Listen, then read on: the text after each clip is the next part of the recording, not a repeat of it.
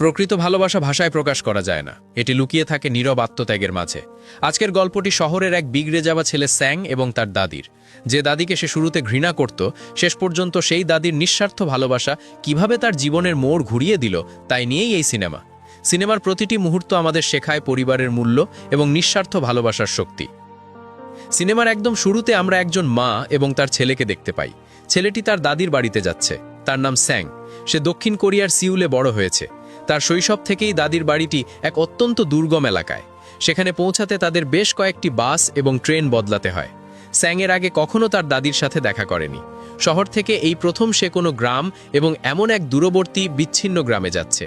বাসে থাকা গ্রামীণ যাত্রীদের আচরণ স্যাংয়ের মোটেও ভালো লাগে না। সে প্রচণ্ড বিরক্ত হয়। দীর্ঘ যাত্রার পর অবশেষে তারা সেই প্রত্যন্ত গ্রামে পৌঁছায়। কিন্তু যখন বাস থেকে নামার সময় আসে, স্যাং তার মায়ের সাথে যেতে চায় না।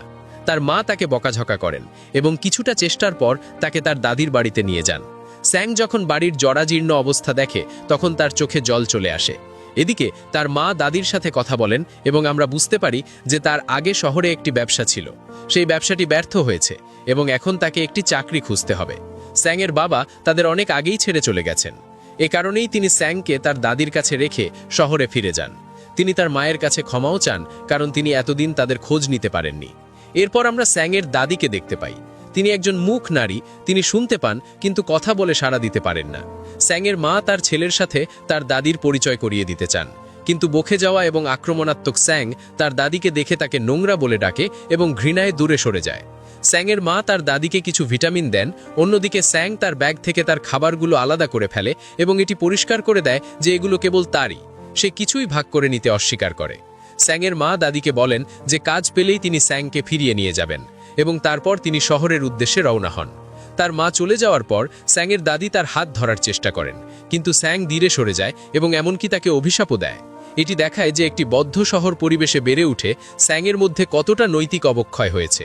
স্যাং সম্ভাব্য প্রতিটি উপায়ে তার দাদিকে কষ্ট দিতে থাকে। অন্যদিকে দাদি তার নাতির যত্ন নেওয়ার জন্য যথাসাধ্য চেষ্টা করেন, এমনকি নিজের খাবারও তাকে সাধেন, কিন্তু স্যাং তা ফেলে দেয়। স্যাং অত্যন্ত অহংকারী। গ্রামের চিল নামের আরেকটি ছেলে তার সাথে দেখা করতে আসে।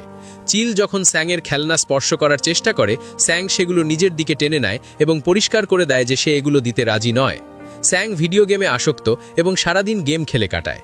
একদিন তার গেম ডিভাইসের ব্যাটারি ফুরিয়ে যায় এবং সে নতুন ব্যাটারি কেনার জন্য তার দাদির কাছে টাকা চায়। কিন্তু এই বৃদ্ধার কাছে টাকা থাকবে কোত্থেকে?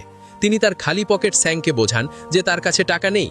তবুও জেদি স্যাং দাদির কাছে টাকার জন্য চাপ দিতে থাকেন। তিনি তার বুকের ওপর হাত রেখে দুঃখিত বলেন, কিন্তু স্যাং তা বোঝে না। টাকা না পেয়ে রাগে স্যাং দাদিকে ধাক্কা দেয়। তিনি কিছুই বলেন না। ভেতরে ফিরে সে টাকার খোঁজে ঘর তছনছ করে ফেলে, কিন্তু কিছুই পায় না। এমনকি তার দাদির প্রিয় একটি বাটি লাথি মেরে ভেঙে ফেলে। এখানেই শেষ নয়, সে দাদির একমাত্র ছেঁড়া জুতোটি আগুনে ফেলে দেয় যাতে সেটি পুড়ে যায়। এদিকে তার দাদি স্যাংয়ের জন্য পানি আনতে দূরের পাহাড়ে অনেক কষ্ট করে চড়েন। রুক্ষ পথে তার খালি পা ফুলে যায় এবং ফেটে যায়। যখন তিনি বাড়ি ফেরেন, স্যাং তার রক্তমাখা পায়ের ওপর একটি স্টিকার দেখতে পান। এটি দেখে সে তাকে আবারও গালি দেয়। ছেলেটির কাছে সেই স্টিকারটি এতই মূল্যবান ছিল যে সে তার দাদির রক্তাক্ত পায়ের দিকে খেয়ালই করেনি। গেমের ব্যাটারির জন্য টাকা জোগাড় করতে ব্যর্থ হয়ে স্যাং শেষ পর্যন্ত তার দাদির চুলের কাঠিটি চুরি করে। সে এটি বাজারে নিয়ে যায়, পরিকল্পনা করে যে এটি বিক্রি করে সে তার গেমের নতুন ব্যাটারি কিনবে। সবখানে খোঁজার পরও সে বাজারে কোনো ব্যাটারি খুঁজে পায় না। ফেরার পথে সে হারিয়ে যায়। একজন বৃদ্ধ লোক তাকে খুঁজে পান এবং সাইকেলে করে তাকে গ্রামে ফিরতে সাহায্য করেন। স্যাং যখন অবশেষে বাড়ি ফেরে, সে দেখে দাদি তাকে খুঁজতে অনেক দূর চলে এসেছেন। স্যাং ভেবেছিল এবার তিনি তাকে বকবেন, কারণ সে তার চুলের কাঠি চুরি করেছে, কিন্তু তিনি কিছুই বলেননি। একটি পুরনো চামচ দিয়ে নিজের চুল বেঁধে তিনি তাকে খুঁজতে বেরিয়েছিলেন। স্যাং তার সাথে বাড়ি ফিরে যায়।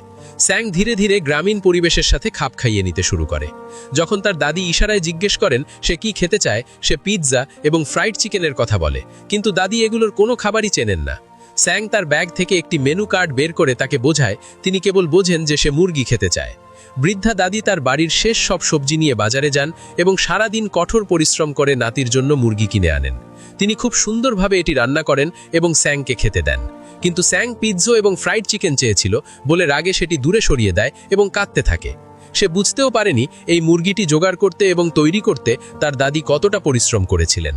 সেই রাতে যখন সে প্রচণ্ড খিদে অনুভব করে, সে আনন্দের সাথেই মুরগিটি খায় এরপর থেকে স্যাং ধীরে ধীরে বদলাতে শুরু করে।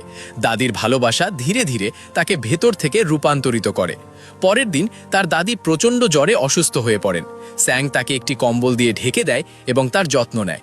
পরে যখন সে বাইরে যায়, সে দেখে একটি গরু চিল নামের ছেলেটিকে তাড়া করছে। চিল কোনো মতে পালাতে সক্ষম হয় এবং এটি দেখে স্যাং এবং কাছে থাকা হাইয়ন নামের আরেকটি মেয়ে খুশি হয়।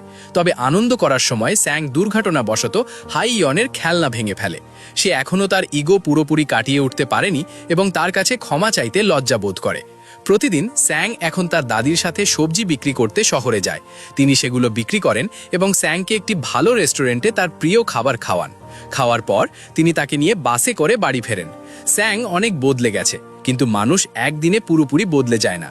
বাসে স্যাং অন্য একটি শিশুকে চকলেট খেতে দেখে এবং তার দাদির কাছে চকলেট চায়।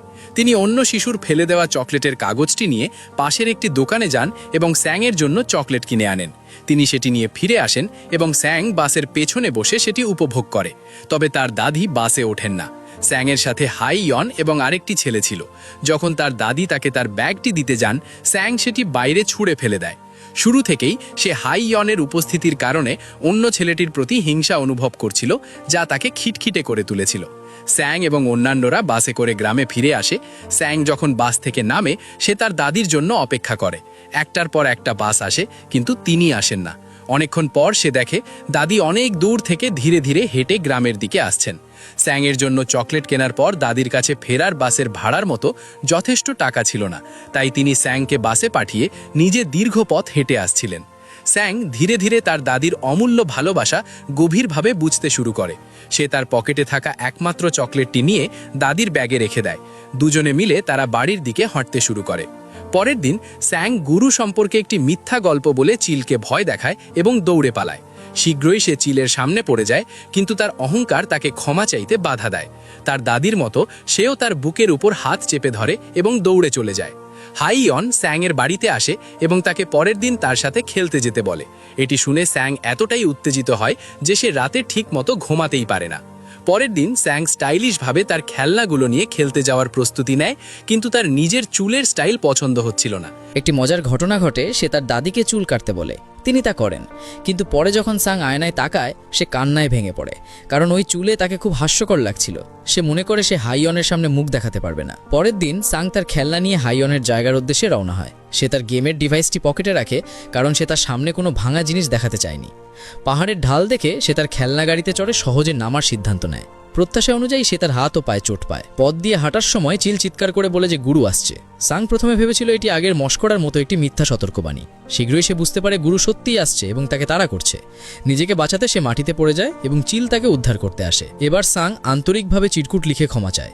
চিল উত্তর দেয়, তুমি তো আগেই দুঃখিত বলেছিলে, আবার কেন? প্রথমবারের মতো সাং বুঝতে পারল যে তার দাদি যখন তার বুকের ওপর হাত চেপে ধরেছিলেন, সেটি আসলে দুঃখিত প্রকাশ করা ছিল। সাং আর খেলে না এবং বাড়ির দিকে হাঁটতে শুরু করে। হঠাৎ তার গেম ডিভাইসের কথা মনে পড়ে এবং সে পরীক্ষা করে দেখে সেটি ভাঙা কিনা। অবাক হয়ে সে দেখে যে দাদি ডিভাইসের সাথে কিছু টাকা রেখে দিয়েছেন, যাতে সে নতুন ব্যাটারি কিনতে পারে। তার চোখে জল গড়াতে শুরু করে যখন সে উপলব্ধি করে যে তার দাদি তাকে কতটা সত্যি ভালোবাসেন এবং এতদিন সে তার সাথে কত খারাপ ব্যবহার করেছে। কাঁদতে কাঁদতে যখন সে বাড়ির দিকে হাঁটছিল, সে তার দাদিকে দেখতে পায়, যিনি তাকে খুঁজতে এত দূর হেঁটে এসেছেন। তাকে দেখে সাং আরও জোরে কাঁদতে থাকে এবং তিনি আলতো করে তার চোখের জল মুছে দেন। একটু পরে দাদি সাংকে একটি চিঠি দেন। সেটি তার মায়ের চিঠি ছিল, মা নতুন চাকরি পেয়েছেন। বাড়িতে ফিরে সাং তার দাদিকে দুটি বাক্য লিখতে শেখানোর চেষ্টা করে, আমি খুব অসুস্থ এবং আমি তোমাকে খুব মিস করি, কিন্তু তিনি তা করতে পারেন না। প্রথমবারের মতো সাং তাকে দাদি বলে ডাকে। সে তাকে বলে, যদি তুমি অসুস্থ হও, আমাকে একটি সাদা কাগজ পাঠিয়ে দিও, আমি বুঝে নেব তুমি অসুস্থ। আমি পৃথিবীর যেখানেই থাকি না কেন তোমার কাছে ছুটে আসব।